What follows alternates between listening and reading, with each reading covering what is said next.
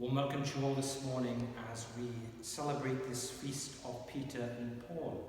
And normally at this time of year, of course, we're getting ready for ordinations.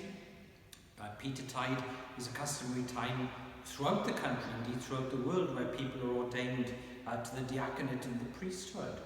Of course, those who are preparing for ordination at this time are facing a great deal of uncertainty, and I hope that you will keep them in your hearts, in your minds, and in your prayers.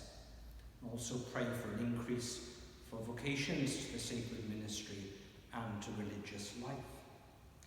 Today we keep the feast then of St. Peter and Paul, those early apostles, those people who worked with Jesus. Peter's often called the Prince of the Apostles because of the words of Jesus renaming him from Simon to Cephas, the Aramaic form of the word Peter, which means rock. And Jesus said on this rock he would build his church. Well, of course, Peter, as we all know, is a problematic character.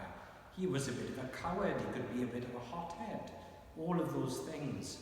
But nevertheless, God could work through him, and God used him as a channel for building the church. Both Peter and Paul have different roles in the leadership of the church. Peter witnessing to that lordship of Christ, and Paul in developing an understanding of its meaning for Christ's followers. And they've been kept on this day jointly since the very early days of the church, on the anniversary of their martyrdom in about 64 AD.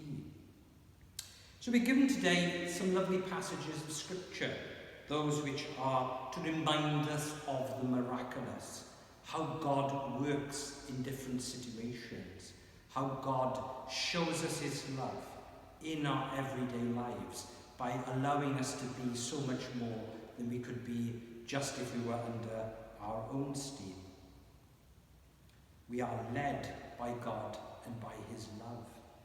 That's what the reading from the prophet Ezekiel is all about. It's about being led by God and inspired by God and loved by God and challenged by God to be all the things that we can possibly be through his love and through his grace. That's where the gospel challenge is for us today. It's also the challenge of speaking the truth to power, talking of the rebellious house, the entering to challenging that. Go to them, says God, and challenge them, and be prepared for the fact they might not want to listen to you. God sets down that gospel challenge to each and every one of us as well, to preach the gospel by the way in which we live our lives, to challenge the unjust structures we see in our society. That is the gospel challenge. That's not an optional extra as a part of our faith that we might fancy. It is at the heart of our faith. And Ezekiel there provides that challenge for us. The reading from the Acts of the Apostles, that beautiful one about the liberation of Peter from prison, the angel he sees who just leads him forth and really leads him on to that new life of freedom. The Lord rescues him. Well, in many ways we can say the Lord rescues us as well, that he transforms us from the death of sin to that new life with the risen and ascended Christ. He makes us better than we could ever be on our own. And then to our gospel reading, Jesus coming into the district and saying, "Who do people say that the Son of Man is?" Jesus was trying to get an opinion. What do people think? And then he turns to them and he says, "But who do you say that I am?" That's a good question for all of us on this great feast of Peter and Paul. Who do we think that Jesus is?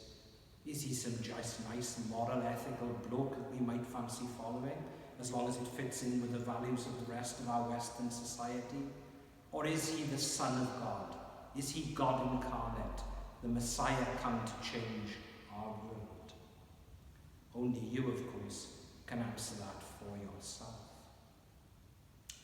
It's a great joy today to be back in church to say Mass and to preach the homily. I took the decision at the beginning of lockdown, as we were progressively being more locked down, that as you weren't able to come to church, then it wouldn't be appropriate for me to do so either. That is why we have kept until this week the broadcasts coming from the vicarage.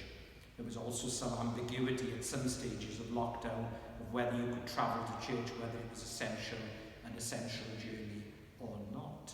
But as our churches will now be open for private prayer, this week I've taken the decision that I will come back into church in order to offer the parish Mass. And what a joy that has been today.